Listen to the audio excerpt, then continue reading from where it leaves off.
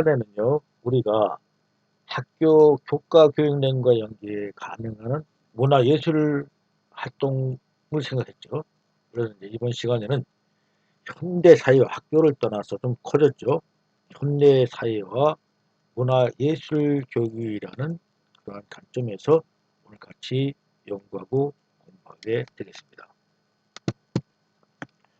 자, 현대 사회와 문화예술 교육에 오늘 다룰 내용은요. 현대 사회와 예술은 무엇인가?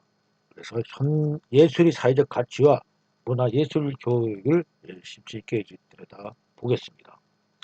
자, 현대인이 살면서 문화예술 교육이 의의를 찾아보기 위해서는요. 평생 교육 관점의 모색이 필요하다고 했습니다. 자, 평생 교육은 사람이 어머니에게서 태어나서부터 이제 간속에 들어간 죽을 때까지 모두 교육이 다 평생 교육 속에 들어있다고 말씀드렸죠. 그래서 이번 시간에는 예술의 사회적 가치와 문화예술 교육의 패러다임이 어떻게 변화되고 있는가를 살펴보고요. 그래서 예술이 사회 참여 사례를 통해서 현대 사회 문화예술 교육이 기능과 가치를 이해하는 시간이 되겠습니다. 자, 현대 사회와 예술입니다. 오늘날은요, 현대 사회는 지식 기반 정보화 사회로 급격한 기술 혁신을 겪으면서요, 다양한 변화를 겪고 있죠. 그래서 또 대중문화도 마찬가지입니다. 우리 기술력이 발전에 따라서 우리 대중문화도 급속히 발전되고 있고요. 또 팽창하고 있다는 것을 여러분들 알 것입니다. 그래서 우리 현대에는요, 개인이 삶에 대해서 끊임없이 성찰해 나가는 그런 과정을 겪게 되는 것입니다. 이때 문화예술 교육은요, 우리 인간의 삶 속에 들어와서 총체적인 문화의 영역에서 그 기능과 가치를 갖다가 나타내게 되는 것입니다. 그러면 현대인의 삶과 예술에 대해서 알아보도록 하겠습니다. 자, 우리 문명사회는 기술력과 과학이 엄청나게 발전하고 있죠. 하루하루가 달라집니다. 그래서 현대인의 도대체 어떠한 상황 속에서 우리가 삶과 예술을 마주하는지를 갖다가 알아보도록 하겠습니다. 자, 현대 사회의 물질적인 풍요로움과 대중문화의 발전은 개개인의 다양성을 뒤로한 채 획일화된 문화를 향유하는 것이 매우 걱정스러운 지점에 와 있다고 합니다. 그렇죠? 우리 대중문화의 발전은 굉장히 사람을 획일적으로 만들고 있습니다. 유행을 따르게 되는 것이고요. 또 문화는 사람의 마음을 불러일으켜서 같은 구조의 삶을 살 수 있도록 만들어가고 있기 때문에 그렇습니다. 현대인에게 경제와 기술의 발전이 물질적 풍요를 주고 있지만 이에 따른 인간의 삶이 공허해지는 불안과 소외가 공존한다고 합니다. 자, 경제와 기술이 발전된다 하는 데는요, 생산력이 증대되잖아요. 생산력이 증대된다는 것은 곧 물질적인 풍요를 주지만 이 물질적인 풍요를 쫓아가다 보면 인간은 정신적으로 피폐해지고 삶이 공허해질 수밖에 없는 구조를 지니게 되는 것이죠.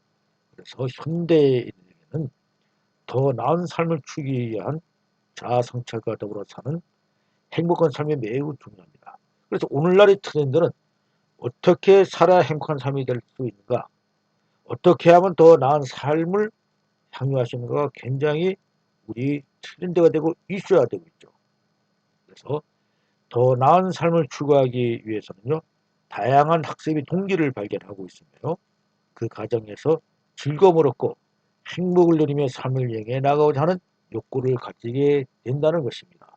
이것이 오늘날 현대인의 삶과 예술을 어떻게 왜 필요한지를 갖다가 잘 설명해 주는 내용이 될 것입니다. 자, 그래서요, 우리 인간은 노동하는 인간이죠.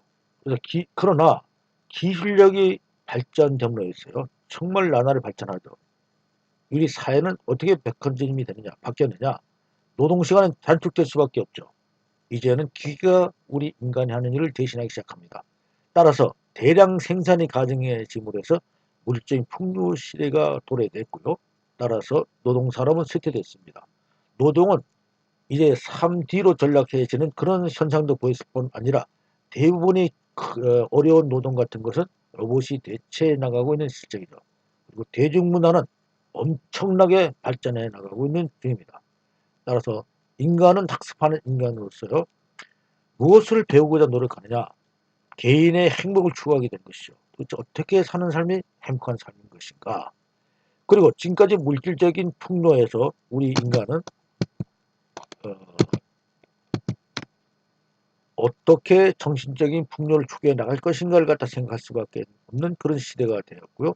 또 각종 문화는 다양성이 확대되는 그런 내용 가운데 있고요.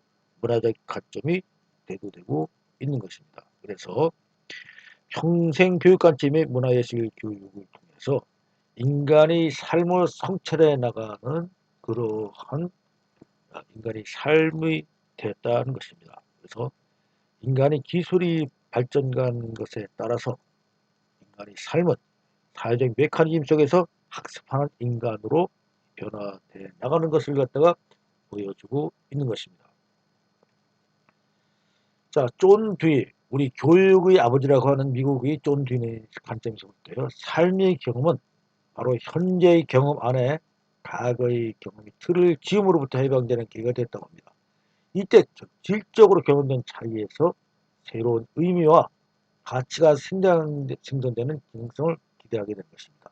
그래서 불확정적으로 변하는 세계와 상호작용으로 경험 안에서 예측할 수 없게 낯선 대상이 들어오기 마련이고요. 그로부터 새로운 관계 형성을 성취할 때 세계의 의미가 재건되고 자아가 확정되고 탈바꿈하는 실용주의가 변화된다고 하죠. 그래서 쫀두이는 실용주의의 대표적인 학자입니다. 이때 경험 안에 낯선 것, 즉 경험된 차이는 기존의 틀과 지어진 방식의 전환에 필수적인 계기가 되는 것입니다. 따라서 과거에 형성된 틀의 변형을 여파하는 과정이 선행될 때 진정한 교육적 경험으로 완성된다는 것입니다. 그래서 문화예술교육은요, 현대인이 경험하고 삶을 예술을 통찰하여서 창조적으로 재구성하는 계기를 마련하여야 하며 문화를 심미적으로 경험하게 하는 교육이 시작점이 되어야 한다고 이야기하고 있습니다.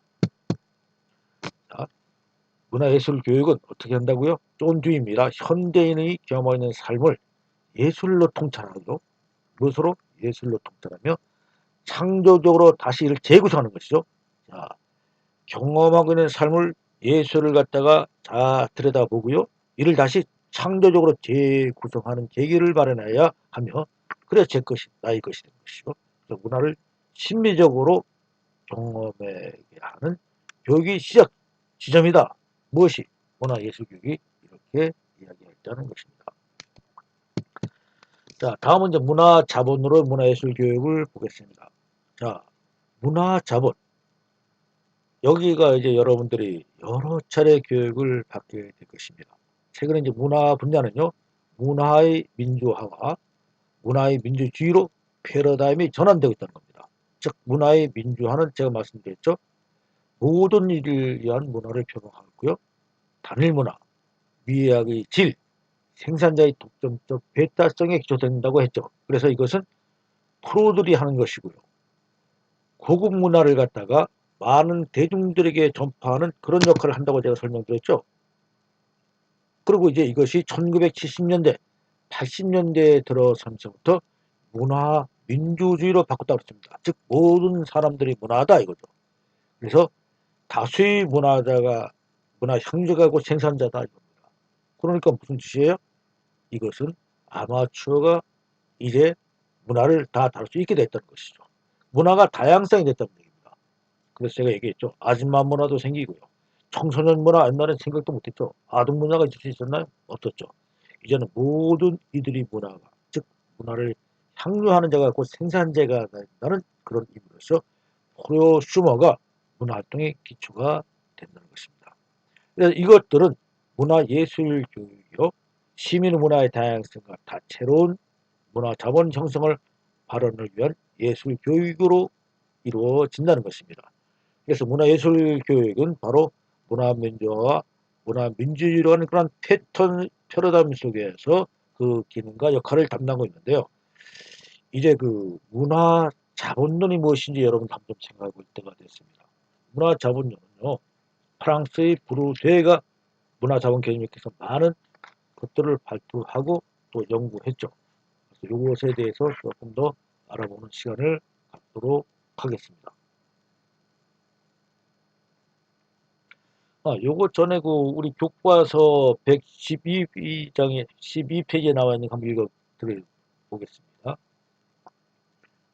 가장 기억에 남는 발표는 이것은요, 우리 그 스코틀랜드 예술원회와 포레람 재단 공동주최인 아트웍스 연합의 이거는 제3회 국제예술 강사대회에 참가한 강선미 예술 강사, 우리나라 사람도 가장 인상 깊었던 내용에 대해서 소감을 발표했는데 그 소감 내용입니다. 이렇게 얘기했어요. 가장 기억에 남는 발표는 우리 기준으로 보자면 문화예술 교육이라기보다는 커뮤니티 아트에 가까운 프로젝트였다. 자, 바퀴가 달린 침대가 시내 한복판에 놓여 있고요. 침대 위에 할머니 한 분이 앉아 뜨개질을 하는 것이다. 그 할머님을 보고 지나가던 사람들은 인사를 건네기도 하고요. 왜 이곳에 있는지 궁금해하는 등 다양한 반응을 보이고 있는 것입니다. 대화가 생기는 지점, 계기를 만드는 행위 자체를 예술 교육으로 보는 것이었다 이거죠. 지금껏 나의 문화예술 교육에 대한 고정관념이 깨지는 순간이었다. 방법론과 접근에 대한 차이를 발견했다. 우리는 프로그램을 만들어내려고 한다면 이와 반대로 일상 속에서 문화예술에 접근하는 것이 인상적이었다. 한번 보세요. 자, 시내 한가운데 바퀴에 달린 침대를 놓고 거기서 할머니 한 분이 뜨개질을 하는 것입니다. 그리고 진행하는 행인들이 말을 갖다가 걸기도 하고요. 이 말을 보인다는 것은 또 여러 가지가 있겠죠. 왜 여기서 뜨개질을 하고 있을까? 또는 여기서 저것을 하는 목적이 무엇일까? 이런 여러 가지 상황들이 나타나게 될 텐데요. 우리 한국 사람으로 봐서 평균적인 한국 사람으로서는 다양한 문화적인 쇼크를 받았겠죠. 즉 우리 한국 사람들은요. 어떠한 문화예술기로 프로그램을 만들어내려고 하는데 이거 사람들은 이것이 아니에요. 일상 속에 즉 할머니가 뜨개질을 침대에 사는 것은 일상생활이잖아요. 일상생활 속에서 문화예술을 접근하는 것이 인연적이라고 하잖아요. 자, 여러분들 뒤 그 소변기 알죠? 무슨 뜻인가 하면 여러분 규장이라는 사람이 소변기를 거꾸로 세우는 것을 갖다 놓고 자기 사인만 해서 그것을 갖다가 전시회 갖다 제출했어요. 이것이 예술이라는 겁니다. 이게 현대예술의 시초, 벌써 지금 많이 알려지고 있는데요. 많은 것들이 바뀌고요. 이제 우리 삶 속에서 문화예술교육은 너무도 가까이 많은 것들이 우리 일상생활 속에 접근해가는 것을 느낄 수가 있는 것이죠. 이제 문화예술 교육 속에서 우리가 설명드렸던 문화의 민주화, 문화민주주의 패턴에 바꿔나가는 이것이 이론적인 뒷받침이 되는 문화자본론에 대해서 알아보도록 하겠습니다. 자, 문화자본론은요, 브루데가 말했다고 했었죠. 그래서 자, 우리 현 사회죠. 21세기는 문화 정보의 시대에서 물질보다는 문화가 우위에 서는, 즉 지금까지 21세기 이전에는 물질이 우선했다면 이제 시대에는 문화가 우위에 서는 또 문화가 세계를 지배하는 시대에 들어서고 있습니다. 그래서 엘빈 토플러는요.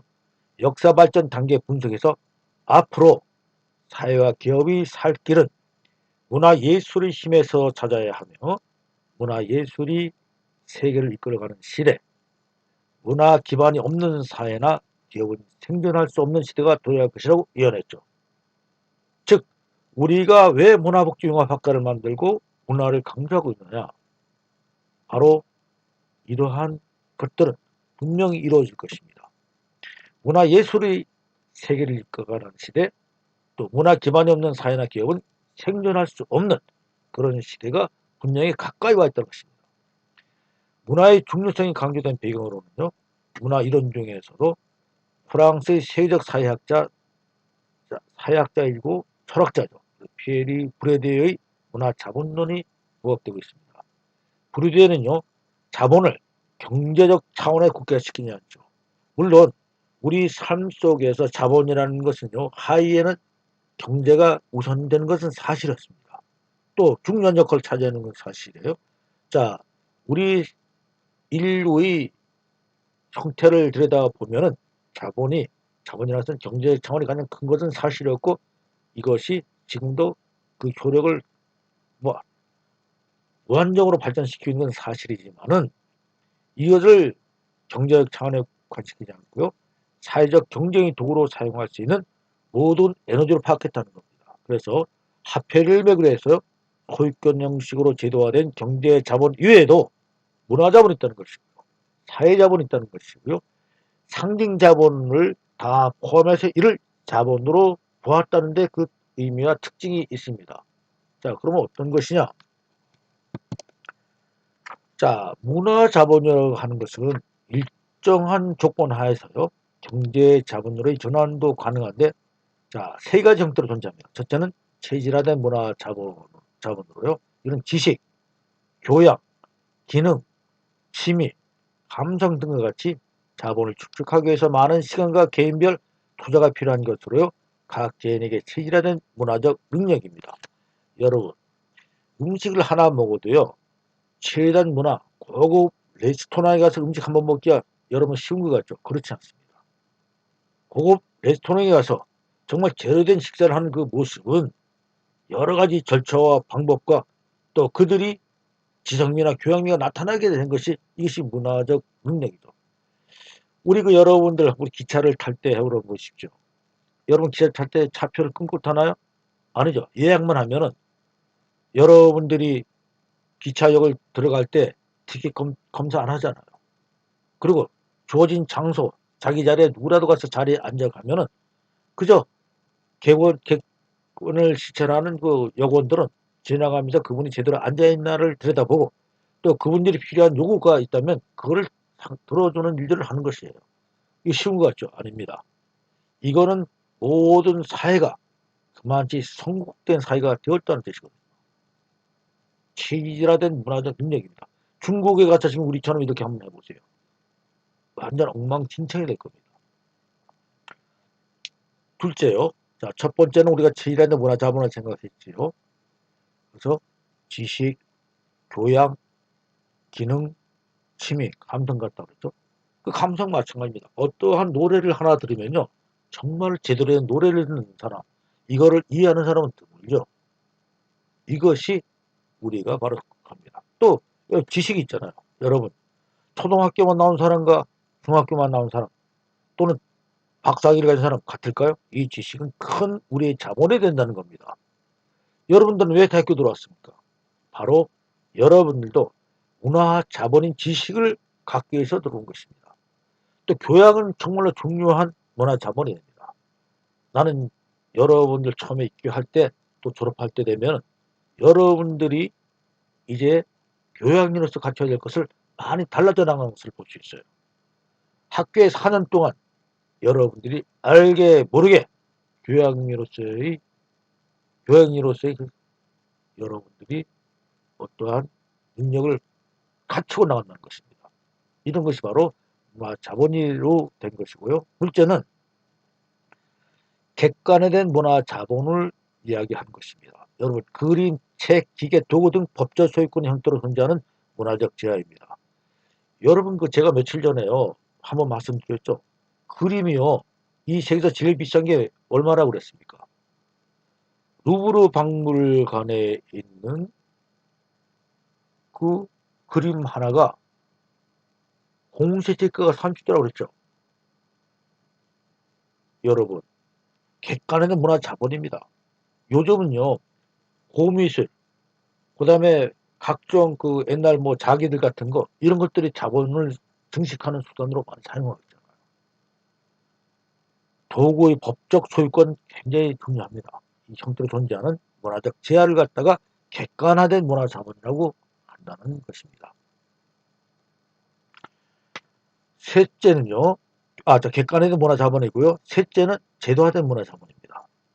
교육제도를 통해 주어진 학위증서와 같이 공적으로 보장하는 형태로 존재합니다. 여러분, 제도화된 문화자본으로서는요, 의사 면허증 아무나 갈 수 있나요? 또 변호사 자격증, 또 교수 자격증, 뭐 요즘 교수 자격증 없지만 교사 자격증 같은 것도 있죠. 그래서 여러분들이 이제 제도화된 문화자본은 교육제도를 통해서 주어진 학위증서 같습니다. 고등학교에서 여러분들 대학교 증서를 받는 것은 사람의 어떤 자본을 많이 가느냐 적게 가느냐를 갖다 공적으로 나눈다는 거예요. 즉 우리 대회에는 이렇게 문화자본은 일정한 조건에서 경제자본으로 전환이 가능하고 이걸 제가 적절히 이렇게 이야기했습니다. 다음에 사회자본은요. 상호인식과 상호인정으로부터 제도화된 지속적인 관계망의 소유와 관련된 현재적이고 잠재적인 자본으로서 인맥이라는 개념이 필요합니다. 자, 여러분, 인맥은 대단히 중요하죠. 따라서 한 사람이 소유한 사회자본의 총량은 그가 통할 수 있는 연결망의 범위와 그 연결망에 연결된 각 사람의 경제, 문화, 상징자본의 총량이 된다는 겁니다. 문화자본은 이렇게 사회자본도 문화자본이 될 수가 있는 것이죠. 그래서요, 상호인식과 상호인정으로 부분은 바로 인맥 같은 것. 이것이 사회자본이 된다는 것입니다. 다음은 상징자본이 있죠. 명예, 신용, 위신 등 상징적인 효과로서 사회적인 관계 구성에 영향을 주는 것으로서요. 다른 자본의 순기능적 사용을 승인하거나 임의적 사회관계를 정당하는 관계로 변형시켜 보이지 않는 상징적 힘을 갖고 있다는 겁니다. 자, 여러분 명예가 있는 사람 있죠? 신용 있는 사람 있죠? 또 이신을 세워가는 사람도 있잖아요. 이 성기 효과죠. 자, 여러분들 그 신용을 갖는다는 건 정말 어려운 일입니다. 다른 사람, 모든 사람에게 신용을 갖는다는 것은요, 상징 자본을 갖고 있는 것입니다. 그 사람은 큰 자본을 갖고 있다는 것이에요. 그래서 사회적 관계 구성을 위한 상징 자본, 또 사회 자본, 문화 자본이 경제 자본을 자본으로서의 전환도 가능하다 했습니다. 이것이 문화 자본이 되는 겁니다. 자, 이제 우리 한번 세계를 들여다보자고요. 이제 대부분의 선진국들은 과거의 제조 산업 중심의 경제 체제에서 서비스 산업 중심의 경제 체제로 전환되고 있습니다. 그렇죠? 제조 산업을 뒷받침하고 있는 것이 과학 기술이라면, 그렇죠? 서비스 산업은 문화 예술을 뒷받침하고 있는 것입니다. 이렇게 우리가 이제 경제 체제가 제조 산업에서 서비스 산업으로서, 즉 문화 예술이 뒷받침하는 산업으로 변화되고 있다는 것을 설명드리고 있는 것입니다.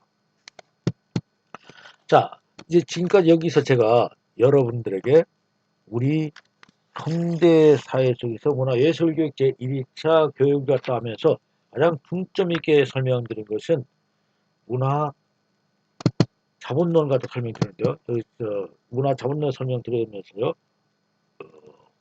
우리가 어떻게 현대사회 문화예술 교육을 다뤄야 하는 것을 조금 더 설명드리면요. 이제 우리나라 문화예술 교육은 양적 성장을 넘어서 질적 도약을 고민해야 하는 이러한 시점에 도달해 있습니다. 그래서 우리나라 문화예술 교육은 지난 시간에 설명드렸듯이 2005년도에 문화예술 교육진법의 제정과 함께요. 함께 출범했던 한국문화예술교육진흥원이 개원 후에 우리 정부가 주도해서 정책사로 진행되면서 급속하게 양적 성장을 거듭해 왔습니다. 그러나 이제는 양의 진로의 전환 법칙에 따라서 질적 도민을 구획해야 하는 그런 병목탄산에 처해 있다고 많은 예술가들은 지금 분석하고 있습니다. 그래서 그 원인에 대한 여러 가지 진단이 나와 있는데요. 그 중에서 문화예술교육은 철학을 깊이 고민하지 않으면서 양적 성장을 깨하는 데만 절약한 데 이유가 있다고 이렇게 얘기하고 있습니다. 정책 사업으로서 문화예술 교육을 추진하는 것은 정말로 필요하고 반드시 해야 되겠지만은 이제는 문화예술교육이 어떤 가치를 추구해야 하는지에 대해 깊은 성장과 함께 문화적 잉여에 대한 사회적 합의가 요청된다고 이렇게 얘기했습니다. 저는 지금 그 함석헌 선생님이 기억나는데요. 함석헌 선생님은요. 비전 없는 백성은 말아난다고 했죠. 이런 묵시적인 예언은요. 지금 여기 학교 안팎의 교육 현장에서 배운 괴물된 착한 아이들의 역사 결정을 자리 몫에서 확인할 수 있는 겁니다. 여러분. 이제 제대로 철학적인 사유가 들어간 현대사회 문화예술 교육을 통해서 문화 자본론을 형성해서 이를 통해서 우리 국가가 성장 동력이 되는 그런 계기를 마련하였으면 하는 저희 바람을 여러분들에게 알려드리면서요. 이제 오늘을 교육을 끝내려고 합니다. 마지막으로 존 듀이가 그 해양에서 배운다는 그 모토 실험학교를 운영한 것도 유명한데요. 존 듀이가 아까 제가 설명드렸던 내용도 여러분들이 잘 기억해 두시기 바랍니다. 존 듀이가 생각하는 그 뭐 경험이라는 것이 우리가 생각 체험하고는 관련이 없는 겁니다. 그런데 우리는 존 듀이가 이해를 이해하는 것은요. 경험으로서의 예술이라는 것, 즉 경험 쪽에서 작용하는 예술의 성격입니다. 예술이 경험에서 잘 드러나는 경험의 구조와 성격을 고찰을 해야 된다는 것을 잊지 마시길 바랍니다. 오늘은 제1회 교육은 이것으로 마치고요. 제2회 교육 때 다시 뵙도록 하겠습니다. 수고하셨습니다.